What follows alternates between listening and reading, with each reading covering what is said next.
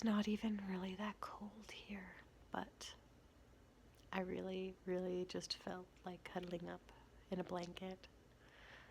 And as I sit here and I contemplate all the things of my daughters that we have to pack up before we move, one of the things I really did think would be helpful to talk about for other parents out there is toothpaste. So, with my daughter, we always kind of really struggled with brushing her teeth and keeping them clean.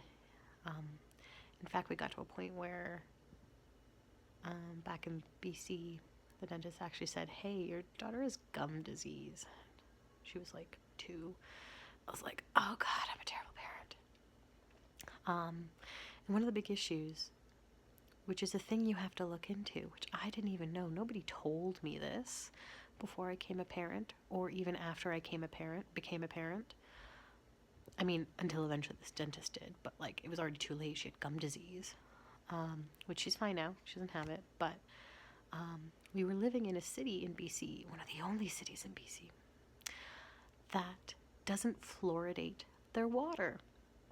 So as a result, dentists were recommending that kids, even as young as her, as 2, normally they wouldn't recommend using fluoride for brushing the teeth, but in areas where they don't fluoridate their water, they were recommending it. And of course, we didn't know that. We weren't using a fluoridated toothbrush. I mean, like, she was 2. She doesn't know how to spit and swallow. So we were like, I don't want her, like, we don't, like, trying to do the good thing. And we're like, we don't want her to swallow toothpaste. Fast forward, we move to a different province, to Alberta, and we live in a city that does fluoridate their water. So we kind of look it up. We look up some articles and some websites from dentists, and they talk about, like, yeah, if you live in a place where they do fluoridate their water when they're that young and they don't really, they're still trying to figure out how to spit and swallow, which apparently is a thing. My daughter's not very good at it.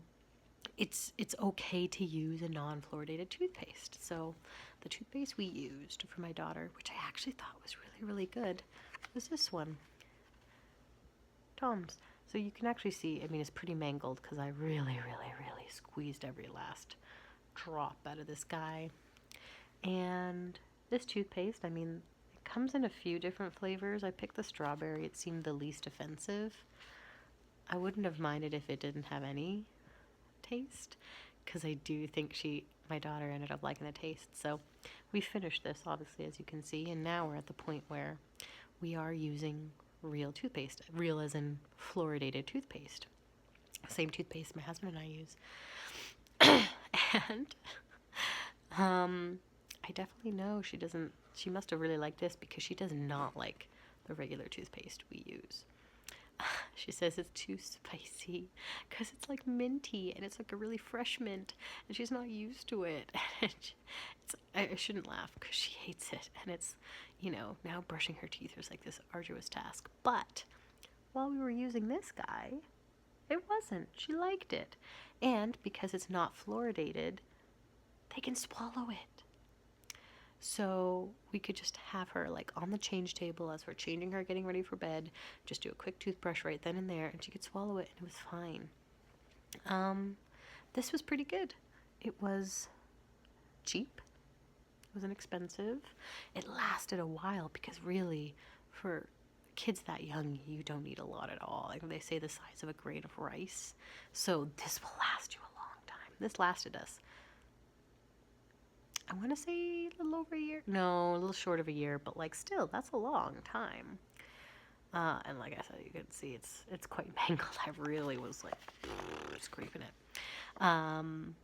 But yeah, I actually did quite like it. Now, I'm not one of those hippy dippy parents who are like, oh, natural, organic, and like non-toxic.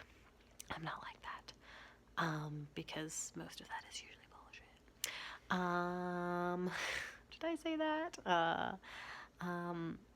Yeah, I'm not the granola crunchy mom, but I do you actually feel like this did a difference? This made a difference in her teeth. Her teeth looked cleaner. We got rid of the gum disease.